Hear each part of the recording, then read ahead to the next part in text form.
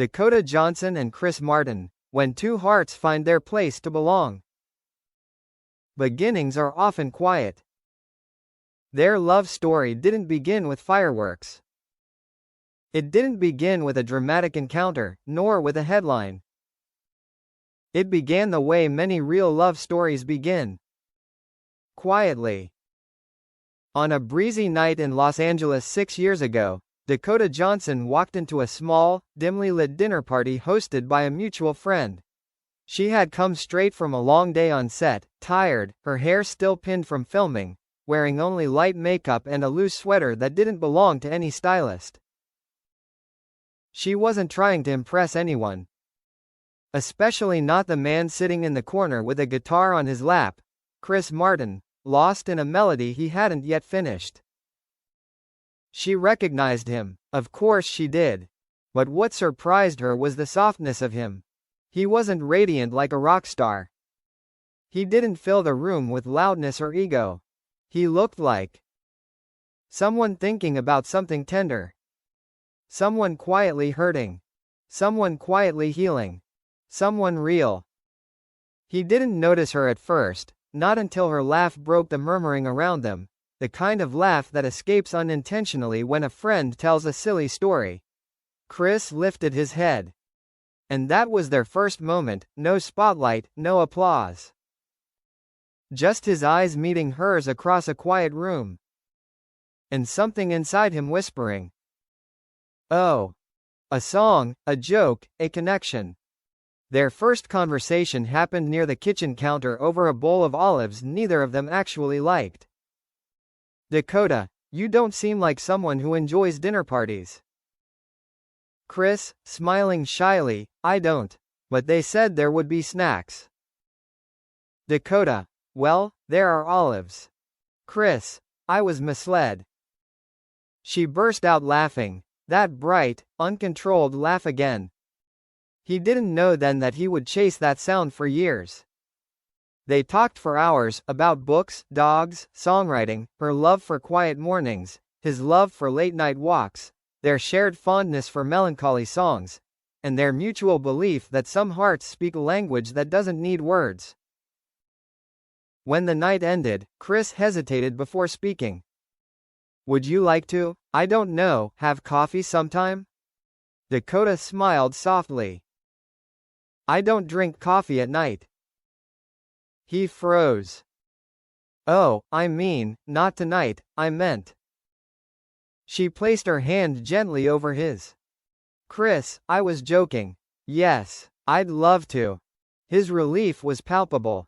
Their connection had already begun weaving itself, slowly, but with unmistakable purpose. The first date that changed everything. They met 2 days later at a small cafe near the beach. No paparazzi. No entourage.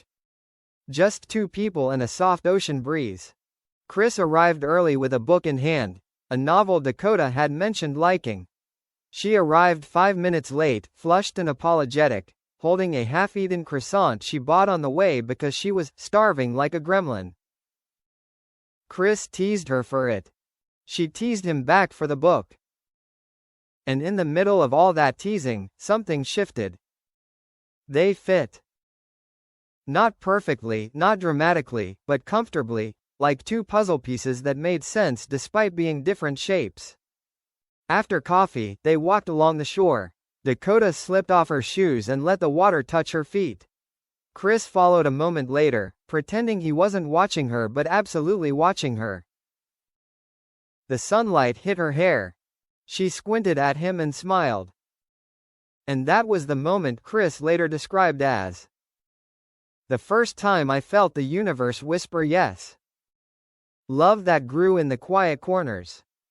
Despite both being in the public eye, their love was never loud. They built it in small ways. Shared breakfasts made in silence. Lazy Sunday mornings reading in bed. Long drives with no destination. Chris playing guitar on the floor while Dakota painted beside him. Holding hands under tables at crowded restaurants. Laughing until their stomachs hurt over inside jokes no one else understood. Dakota loved how Chris never rushed her emotions. Chris loved how Dakota held space for his vulnerability. They weren't perfect, they had their fears, insecurities, wounds from past relationships, but they learned each other gently. And that gentleness became the foundation of everything. When the world found out, they never planned to go public. But Hollywood has a way of discovering secrets. A blurry photo surfaced, Dakota and Chris walking through Malibu, holding hands, her head resting briefly on his shoulder. Within hours, tabloids exploded. Dakota Johnson in romance with Coldplay frontman. Hollywood's unexpected new couple. Dakota panicked at first. She had always been private. Chris immediately offered. If this is too much. If the press gets too close. If you need space, tell me, and I'll protect it. She squeezed his hand. I don't need space from you. Just from them. They learned to navigate the storm together. Dakota hid behind sunglasses more often. Chris held her hand tighter in public. And through every headline, every rumor, every invasion, they never let go of each other. When love turned into home, their relationship deepened with time. One rainy afternoon, Chris walked into the living room to find Dakota asleep on the couch, curled under his old sweater, a script falling from her hand. He stared at her for a long moment. Soft raindrops tapping the windows. Her breathing slow and peaceful. The sweater swallowing her in warmth. His house suddenly looking like a place someone lived in, really lived in. It hit him all at once. She's home. She's the home I didn't know I could have again.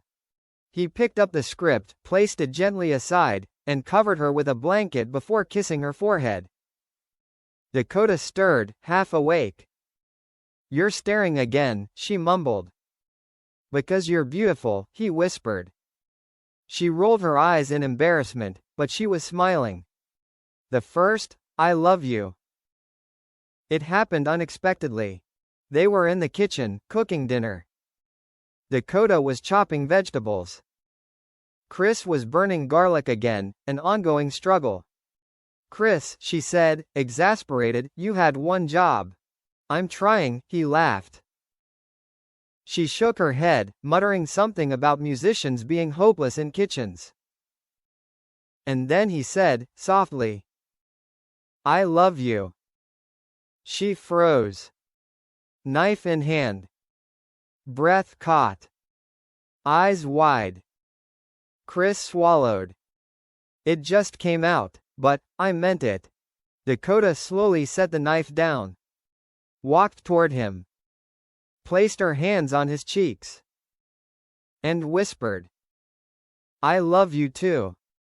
That night, they ate burned garlic, half-cooked vegetables, and cheap wine, and it became the best dinner of their lives. Storms they survived together.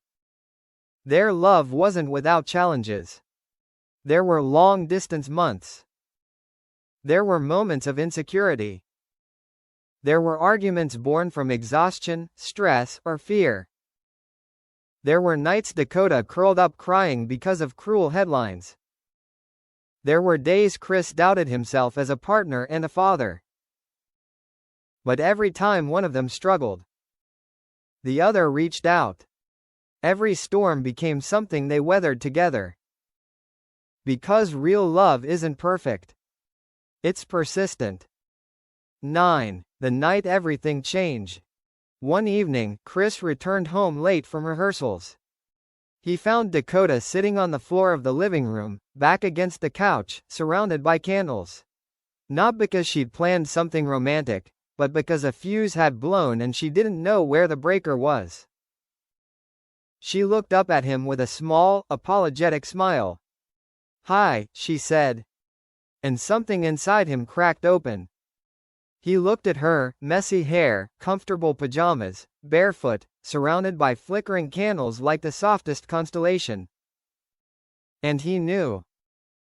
He knew he wanted this, her laughter, her softness, her tenderness, for the rest of his life. He sat beside her. She leaned her head on his shoulder. And he whispered into her hair, "I want to grow old with you." Dakota felt her heart fall open. "You're sure?" she breathed. "For the first time in my life," he answered, completely. Her eyes filled. "Then I want that too," she whispered. They didn't need rings yet. They didn't need vows yet. That night was its own quiet promise. A love kept simple, a future built gently. Their life together became a soft rhythm. Chris writing music with Dakota curled beside him, reading. Dakota rehearsing lines while Chris cooked dinner terribly.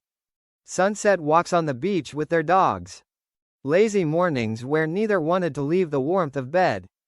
Nights filled with whispered confessions and shared dreams. They discovered that love wasn't grand gestures. It was presence. It was choosing each other every day. Even when tired. Even when scared. Even when the world pressed too close.